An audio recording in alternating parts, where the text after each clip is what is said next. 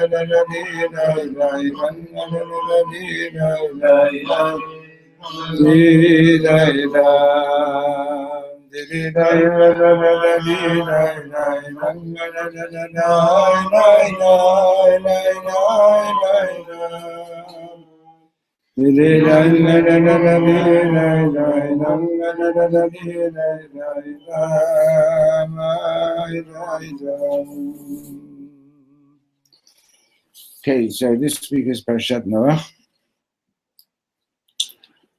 and just keep in mind that the teaching of Rabbi Nachman, that every story in the Torah is about us. In other words, it's not just like oh, this happened in the past, and it's just good to know, and so on. But basically, it's a living Torah, and every year, as you're learning the Chumash, as learning the Parshiot, it's important to see where am I in this story. Where am I in this story? Okay. So he starts over here with the verse, "Vayomer Elokim leNoach Ketz kol basar bar lefanai." God said to Noach, "The end of all living flesh is come before me. Ki malah haaretz chamas mipneihem." Because the earth has become filled with corruption and violent crime.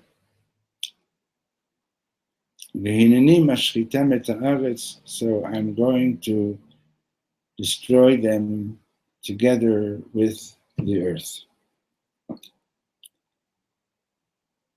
Okay, so the commentators interpret this verse a little bit differently. Some interpret like this, some okay, but basically, one way of interpreting the verses is that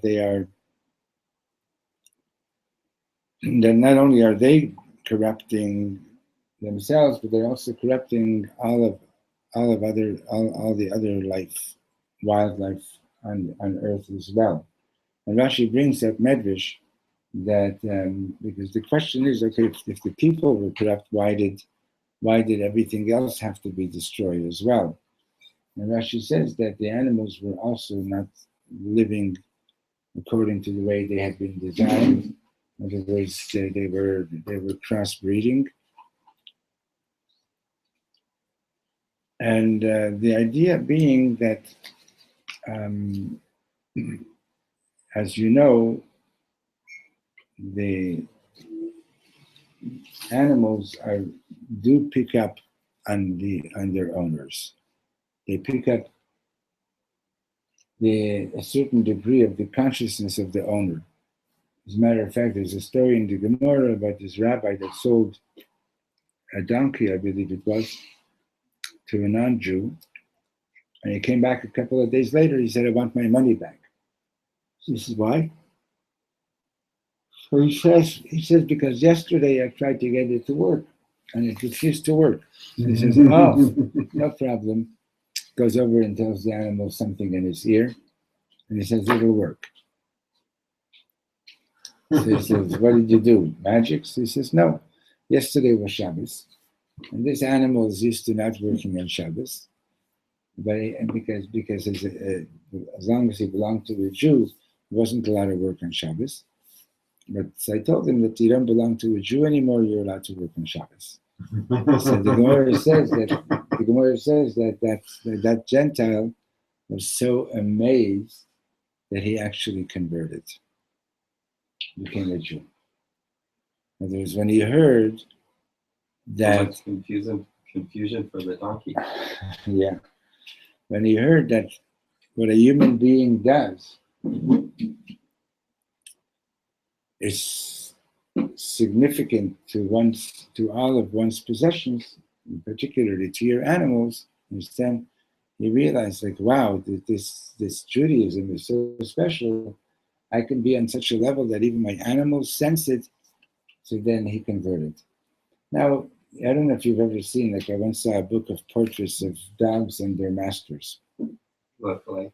They very much look alike. Yeah. Yeah. But usually, if a dog is friendly, it's usually that the master is friendly. If a dog is aggressive, usually that the dog is aggressive because the master is an aggressive person. Usually. In any case, I could understand that with pets who live with you or animals owned by, but wild animals in the wild, how are they influenced by mankind's corruption to be also be? Well, there were people. There was wilderness. Not everything was settled.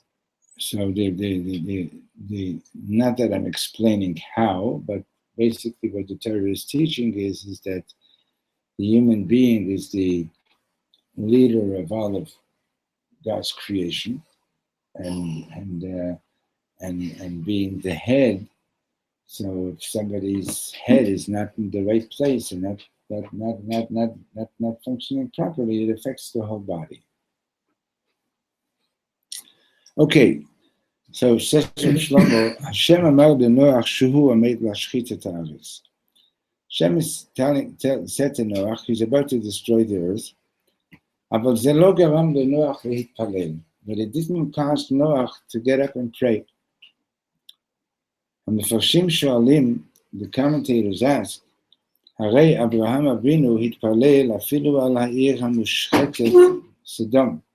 Abraham Avinu prayed for this city of corrupt people, the city of Sodom. He prayed for them. כיצד ייתכן, so then how is it possible שנוח לא התפלל על כל העולם, that Noach didn't pray for the world? But תשובה פשוטה, and the answer is simple. Rashi Omer, Rashi says, אף נוח מקטני אמונה היה. מאמין ואינו מאמין. Noach was a believer, but he wasn't from the strongest believers. He believed and he didn't believe. Okay? So Rav Shlomo asks, אבל איך יכול רש"י לומר על נוח שהיה מאמין ואינו מאמין? Did you hear something?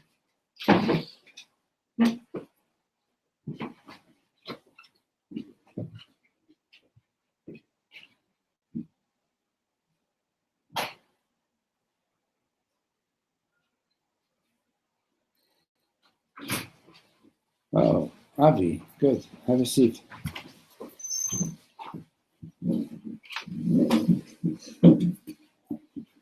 $65.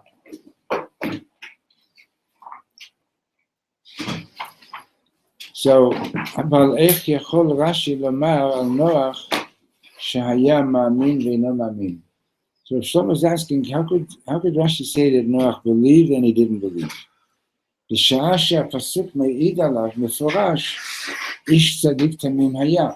The Torah itself says that Noach was a righteous person. He was a righteous man, and in his generations, right? But still, to say ma'amin ve'ino ma'amin, believing and not believing, right? What is that supposed to mean? But it happens to lots of us all the time that that we go through these waves. That's like, oh, I'm having a bad day, so I'm finding it harder to connect and harder to believe. But I'm like, but then would you call yourself a tzaddik?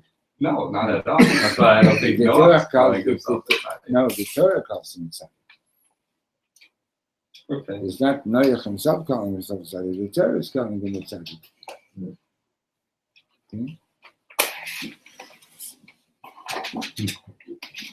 Okay, so Rav Shlomo says like this: Tiftachu et sharei halev, open the gates of your heart.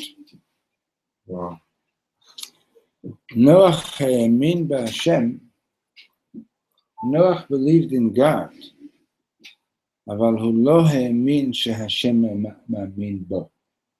He didn't believe that God had faith in him. הוא לא האמין שיש לו הכוח לגשת אל אדם רשע ולשנות אותו.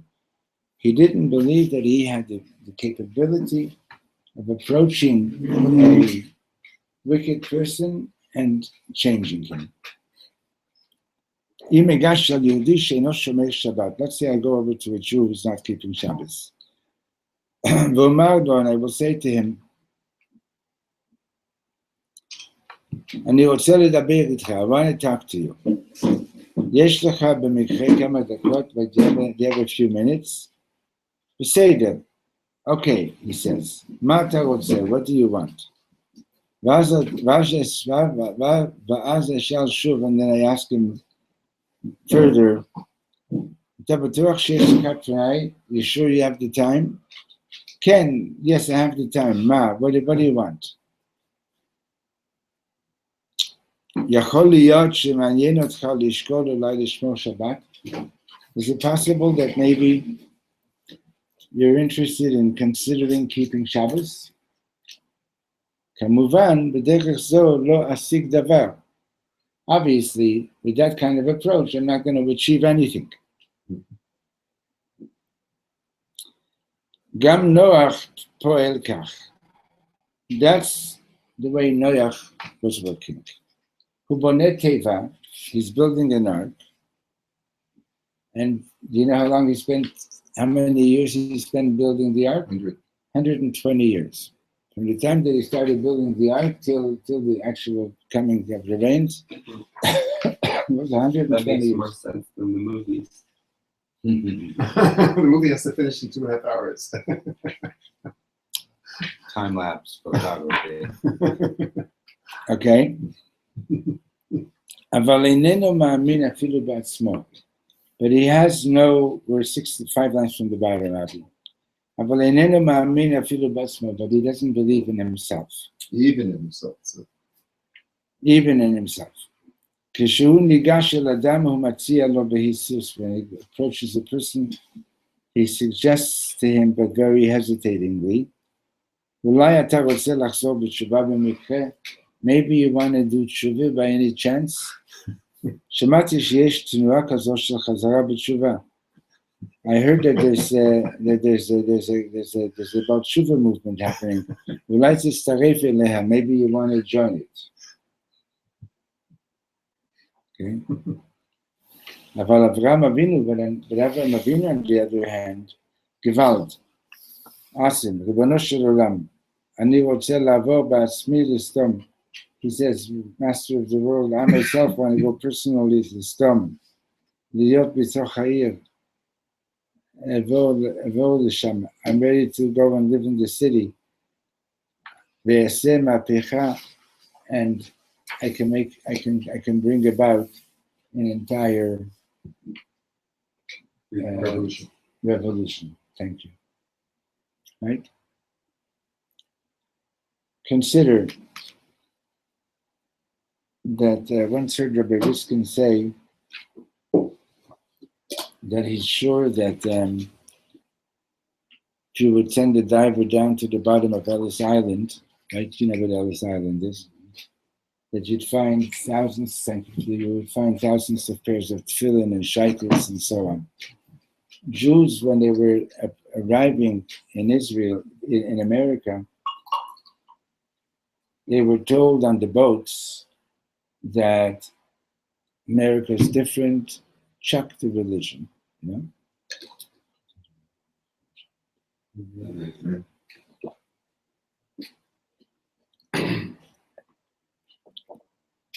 Rabbis cut their beards off right away.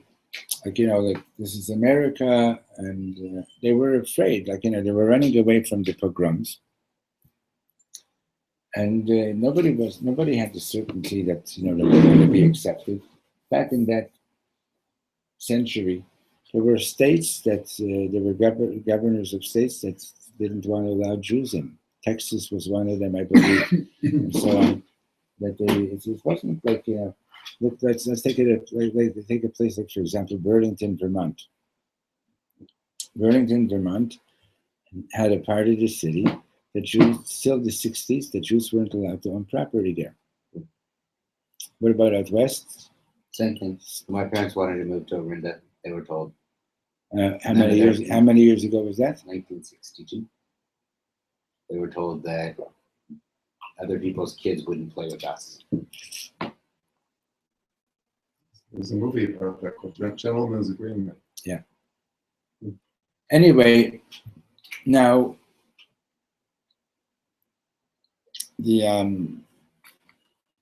so these Yidden were coming to America and were afraid. And in fact, the way it worked back then was that the sweatshop owners would get permits from the government to bring in a certain amount of labor, of workers, and they would go back to Europe. And let's say this guy had a permit for 200. Okay, now the guy who was bringing in the people, he was responsible for them for the first 2 years. But, that they have work, they have food, and they even sign that they're going to work 7 days a week, and that they're not going to ask any questions about whether the food is kosher or not. And when you're facing pogroms every Monday and Thursday and so on, and you're desperate and you want to find some way to get out of the poverty and out of the fear of who knows when you're going to be attacked, etc., people just dropped it. And one Yid told me, Rabbi Kaufman, who was a rabbi in Montreal, he said that when he was a kid, you'd see Yidden going to these shuls Shabbos morning at 6 o'clock, davening like really religious people, and at 8 o'clock they would go and open their store. Yeah. And these were people who grew up in America, because they wanted to be religious still, you know what I mean? But the circumstances were such. Now, when the Hasidim began to arrive in America after the Second World War, when Lubavitch came during the war, when the Friedrich Rebbe was getting off the boat, the second last Rebbe, this Yid who came from a Lubavitcher family, who was already in New York, already established, he says to the Friedrich Rebbe, he says, America is different. You're not going to be able to achieve what you achieved back in Russia. Imagine your own chassid telling you, Rebbe, forget it. And the Friedrich Rebbe's response was that America is no different. And he said, America is no different. And you see the results today, 75 years later, 80 years later, look at what's happened. But to do that, you have to have strong faith. You have to have a lot of self-confidence. You have to trust that God is trusting you to handle this situation, to do the best you can in this situation. Understand? If you think that I can't do anything about it, and you're giving up, that's to what Shlomo is explaining, the meaning of Rashi's words, that Noach was miktanei ha'emunah. He was a man of little faith. He believed in God, but he didn't believe that God believed in him. Okay?